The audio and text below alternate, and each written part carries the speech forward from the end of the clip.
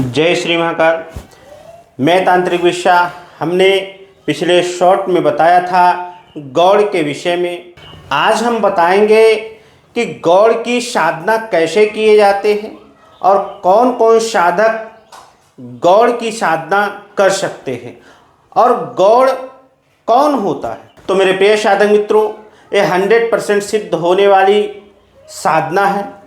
इस साधना को हम कहते हैं गौड़ अवघड़ की साधना। यह साधना इतना पावरफुल है कि एक बार यदि साधक इस साधना को सिद्ध कर लेता है तो वह साधक स्वयं में सिद्ध बन जाता है। गौड़ अवघड़ हम उसे कहते हैं जो भगवान शिव का अनन्य भक्त होता है और यह साधना भगवान शिव के मुख से सिद्ध साधना है। यदि साधना को एक बार यदि साधक करता है, चाहे वह साधक नया हो या पुराना साधक, चाहे अनेकों साधना कर चुका हो या कोई भी साधना ना किया हो, यदि साधना को साधक करता है तो 100 के 100% साधक को सफलता प्राप्त होते हैं। और यह साधना गुरु के सानिध्य में 110% सिद्ध होने वाली साधना है, इसमें तनिक संदेह नहीं। इस साधना को अभी तक जो भी साधक किए हैं सभी साधकों को निराशा हासिल नहीं हुए है,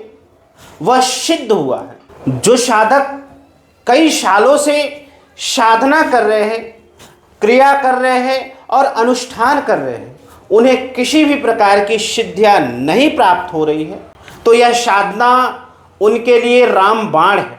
यह साधना कभी नहीं चूकती है, चूकने वाली यह साधना कतई नहीं है। तांत्रिक गुरु परंपरा में यह साधना बहुत ही दुर्लभ, रहस्यमयी और चमत्कारी साधना मानी जाती है। यदि इसकी साधना कोई भी साधक यदि सिद्ध कर लेता है तो उसे किसी भी प्रकार की सिद्धियां शक्तियों की आवश्यकता नहीं पड़ती है। ये मेरी गारंटी है।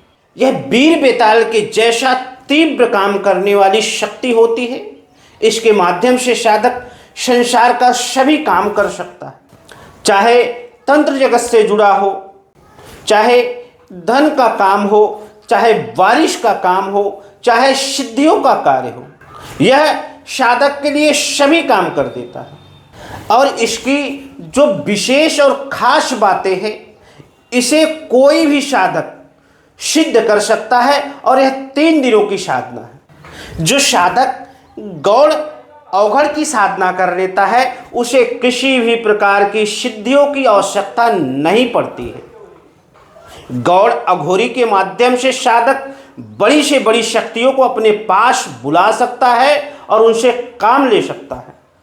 इसमें इतनी पावर होती है और हर किसी से सिद्ध होने वाला अद्भुत विलक्षण साधना है ये। केवल एक बार इसकी सिद्धि करके देखो, आपको 100 के 100% सफलता प्राप्त होंगे, उसमें तनिक संदेह नहीं। गौड़ अवघड़ की जो साधना करने का उत्तम समय होता है, कृष्ण पक्ष की अष्टमी हो, अमावस हो, कृष्ण पक्ष के शनिवार हो या मंगलवार हो, इन दिनों में इसकी साधना की जाती है। यह साधना पूरब की तरफ मुख करके या उत्तर की तरफ मुख करके चर्मासन या ऊनी आसन पे बैठ के सिद्धि किए जाते हैं। यह साधना रात्रि के दूसरे पहर में सिद्ध होने वाली साधना होती है।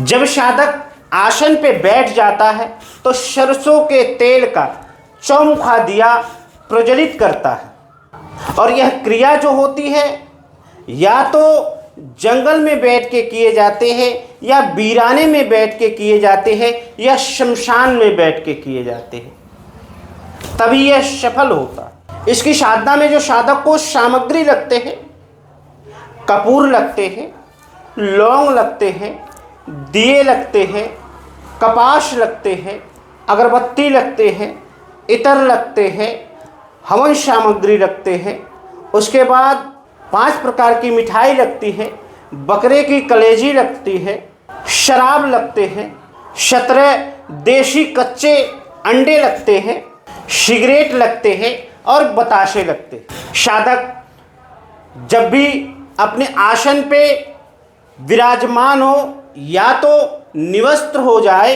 या तो पूरा काला वस्त्र धारण कर ले। शरीर में किसी भी प्रकार के गंडे, ताबीज, कड़े ना हो, फिर इसकी साधना करे। दिए को प्रज्वलित कर ले, लंबी सांस 7 बार ले और अपनी सांसों पे अपने ध्यान को केंद्रित करे। उसके बाद साधक गुरु के मंत्रों का 1 माला जप करे, गुरु के दूसरे चरणों के मंत्रों का 1 माला जप करे, गणेश के मंत्रों का 1 माला जप करे। जिस स्थान पे साधक साधना करता है उस स्थान देवता को भोग देके उनके मंत्रों का जप करे। फिर ग्राम देवता को भोग देके ग्राम देवी देवताओं का मंत्र जप करे। उसके बाद साधक गौड़ अघोरी के मंत्रों का जप करे। जप करने के बाद साधक फिर अपने गुरु मंत्रों का 1 माला जप करे, गुरु के दूसरे चरणों के मंत्रों का 1 माला जप करे। उसके बाद साधक हवन करे। 3 दिनों के अंदर गौड़ अवघड़ साधक के सामने उपस्थित हो जाता है। साधना के उपरांत तमाम प्रकार के डरावने अनुभव होते हैं, तो साधक निडर रहे और अपने गुरु के सानिध्य में बैठ के इस साधना को करे। सिद्धियाँ साधक को तभी प्राप्त होती है जब एक साधक को, एक शिष्य को गुरु का सानिध्य प्राप्त होता है, गुरु का आशीर्वाद और असीम कृपा साधक के ऊपर होता है, तभी साधक को सिद्धियाँ प्राप्त होती हैं। यदि कोई साधक यह सोचता है कि किताबों से मंत्र हम सीख लेंगे, सोशल मीडिया से हम मंत्र साधना करके शक्तियों को प्रत्यक्ष कर लेंगे, तो यह कतई नहीं होता है। साधक यदि छेड़ भी देता है तो उसके जीवन बर्बाद और ख़त्म हो जाते हैं। वाकई में यदि आपको सिद्धियों को प्राप्त करना है, उच्च कोटि का तांत्रिक बनना है, तंत्र जगत में आगे बढ़ने हैं, तो गुरु का सानिध्य करो। बिना गुरु के जीवन में कभी भी किसी भी प्रकार की सफलता कोई भी साधक नहीं प्राप्त किया है। सफलता का जो चाबी होता है वह गुरु होता है, तो गुरु बनाए, गुरु के सानिध्य में रहें, गुरुओं की सेवा करके यदि आप कोई भी साधना, कोई भी अनुष्ठान करते हो तो 100 के 100% आपको सफलता मिलती है। इस संसार में जितने भी गुरु हुए हैं सब गुरुओं के गुरु रहे हैं। यदि कोई ऐसा साधक है जो हमारे सानिध्य में साधना करना चाहता है, हमारे पास रह के साधना करना चाहता है, तो हमारे व्हाट्सएप नंबर से संपर्क कर सकता है और हमारे सानिध्य में आके प्रत्यक्षीकरण साधना कर सकता है। हम साधक से दक्षिणा तभी लेते हैं जब साधक को शक्तियाँ प्रत्यक्ष हो जाती है, वचन हो जाते हैं, बाकायदा साधक संतुष्ट हो जाता है, तभी हम अपने साधकों से, अपने शिष्यों से दक्षिणा लेते हैं। लेकिन साधना में लगने वाली सामग्री साधक स्वयं लेके आए। यदि दीक्षा हमसे लेना चाहता है तो दीक्षा के हम दक्षिणा लेते हैं। यदि आप सभी का कोई प्रश्न हो, सवाल हो, तो कमेंट के जरिए आप पूछ सकते हैं। तो इसी क्रम में हम आप सभी से विदा लेते हैं। जय श्री महाकाल, जय मां शमशानकारी, हर हर महादेव।